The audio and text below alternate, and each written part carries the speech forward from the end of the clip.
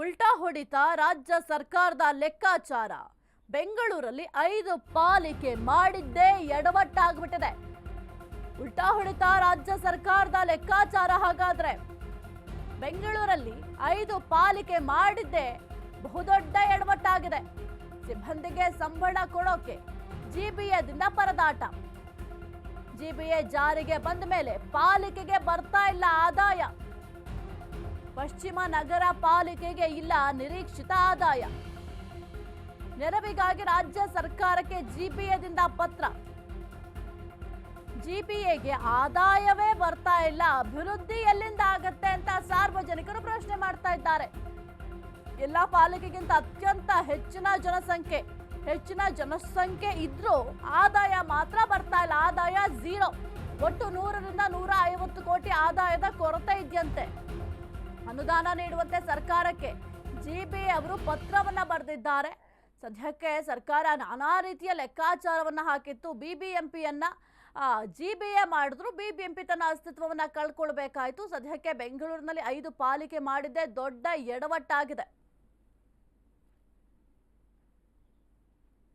them have sufficient money. ಈಗ ಏನಾಗಿದೆ, revenue collection increase ಆಗಬೇಕು, ನಾವು ಅದರ ಬಗ್ಗೆ ಯೋಚನೆ ಖಂಡಿತ ಮಾಡಲೇಬೇಕಾಗ್ತದೆ.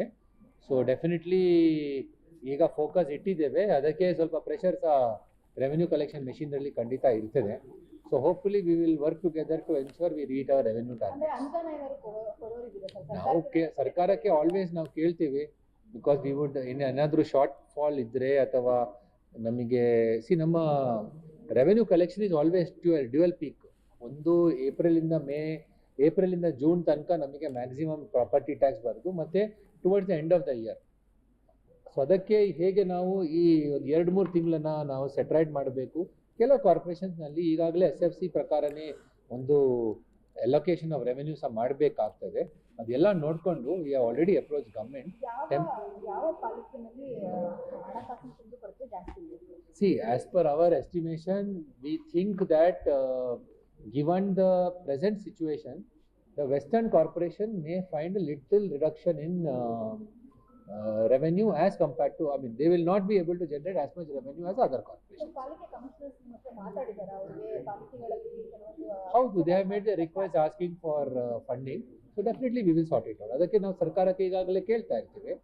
Once the SFC gives a recommendation, what ನಮ್ಮದೇನು ಅನುಮಾನ ಇದೆ ಅದು ಅವರು ನೋಡಿಕೊಂಡು they will make necessary changes ಇದ್ದಾಗ. ಇಲ್ಲ, all of them have sufficient money. ಈಗ ಏನಾಗಿದೆ,